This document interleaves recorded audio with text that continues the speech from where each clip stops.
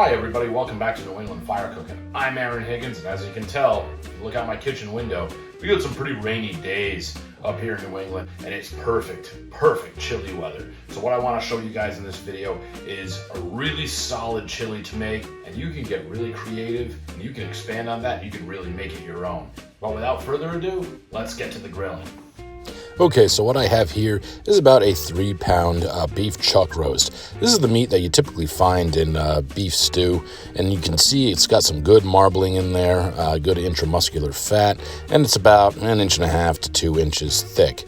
So what I'm going to do is I'm going to cook this similarly to how I would do a brisket. I'm going to put a little bit of olive oil right on top of this meat, and this is going to serve as my binder for my rub. And I'm going to give this treatment to all sides of the meat, okay? You want to get olive oil on all sides. You don't have to go too crazy.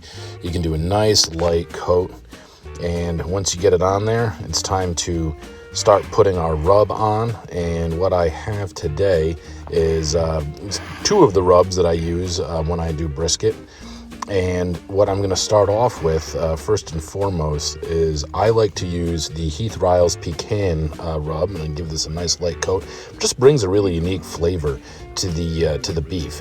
It goes well. It's not quite savory, and it's definitely not quite sweet. It kind of has a nutty tone to it. And I'm just going to shake this right on top of this chuck roast. And after I'm done shaking this on, I'm going to give it a nice light pat into the meat, and going to let it sit for just a minute, and then we're going to apply our next layer of rub. Nice even coat, and make sure you don't leave any bare spots. And now what I'm going to do is I'm going to come over with the Killer Hogs TX brisket rub, and this has all of the savory notes to it. This has got your salt, your pepper, and your garlic, a little bit of onion, some finely chopped dried parsley in there.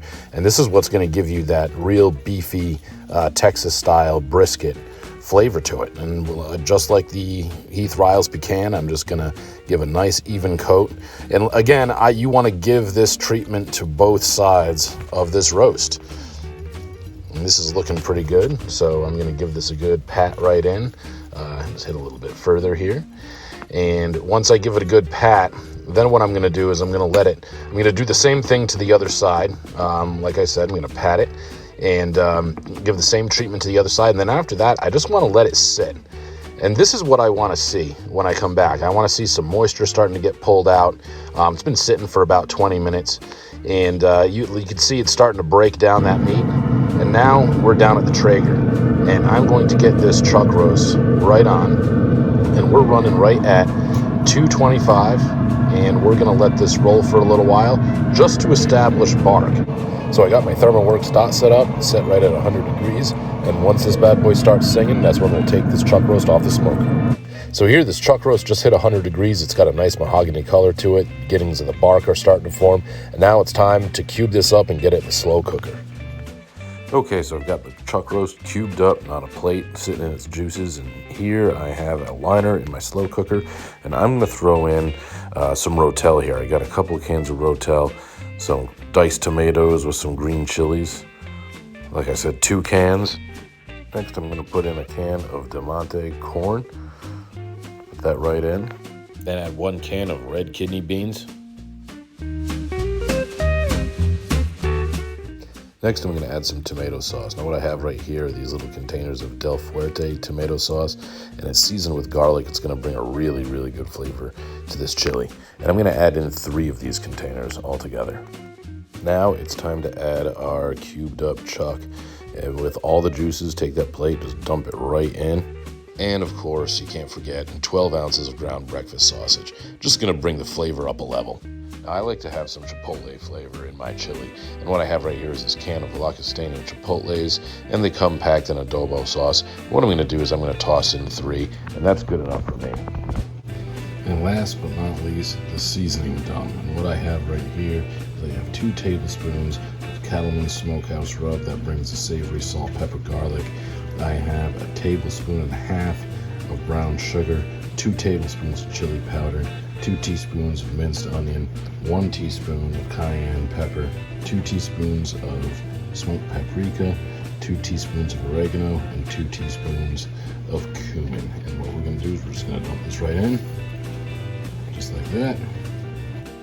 Okay, now it's time to mix all these ingredients together, really get those flavors moving around, get everything well incorporated.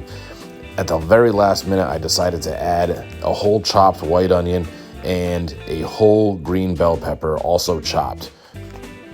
Now, you don't have to do that. It's just something I chose to do at the very last minute. Now that we've got everything all mixed together, what we're going to do is we're going to set the slow cooker on low. We're going to cover this and we're going to let it roll 8 hours or overnight, however you decide to do it. Okay, we've let this run overnight about 9.5. Ooh, wow, steamy. We've let it go for about 9.5 hours on low. As you can see, it's still lightly bubbling and simmering away here. This smells unbelievable. And now it's time to get ourselves a bowl and give this chili a try. So now that I got this beautiful bowl of chili right here, I'm gonna move these little condiments off to the side. Now that I got this beautiful bowl of chili right here, I want to give it a try, but the first thing I'm going to do is go through a quick run through of what we did. I'm going to try to streamline this because there's a lot of ingredients and not going to nitpick everything. But we had our 3-pound chuck roast. We seasoned it with the Heath Riles Pecan and the Killer Hogs TX. We got it on the smoker right at 225 until we got it to around, rare to mid-rare. And then we cubed it up and put it on a plate with all of its juices and we set it aside.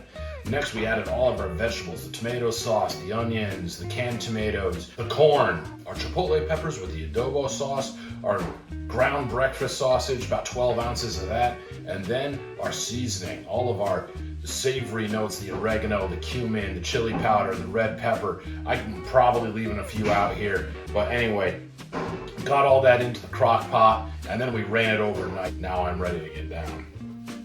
Give this a shot here. I'm gonna try to get a little bit of everything, a little bit of this cheese, green onion, sour cream. Oh yeah, that's a good bite right there.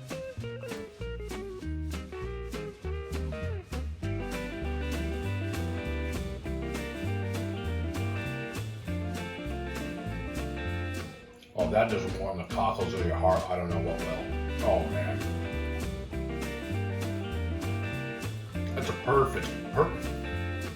That's the perfect balance of heat, savory, a little bit of sweetness. Already got a stain on my shirt. It's not chili until you get a stain on your shirt. Well, guys, I'm telling you, what an awesome chili. And like I said, you can use this as a base and then get creative with it. I've seen guys add all kinds of stuff to the chili. Cans of salsa, jars of salsa, barbecue sauce, Worcestershire sauce. Yeah, I've seen a lot of people. Mushrooms, you can add mushrooms to it. Pulled pork leftover brisket, all kinds of stuff like that. This is just a really easy way.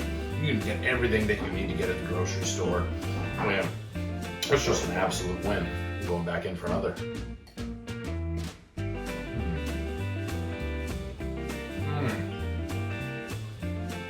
Cheddar cheese is awesome. And smoked chuck roast is killer. It just rendered down and gave this chili a really beefy flavor. And that sausage gives it a pop too. Guys, you really can't go wrong with this one. Especially on game day. Or again, you got kids, you got a family, and you're running around doing a million different things over the course of your week. This is a real easy thing to do, especially on a weekend, especially if you do it on a Sunday and a Monday. You don't have to worry about cooking dinner on Monday. It just gives you a week kickstart. It's just unbelievable. You can't go wrong with something like this. Stain number 2 on my shirt. It's official. This is a totally official chili. Now you can probably hear some restlessness in the background. My family's ready to eat. So I had to cut this short, but if you like what you see here and you like what we're doing on this channel, give us a subscribe. Check us out on social media. We're on Instagram, we're on Facebook. Leave your comments in the comments section. We'd love to hear from you guys. Thanks for hanging out with us today, and we'll see you next time.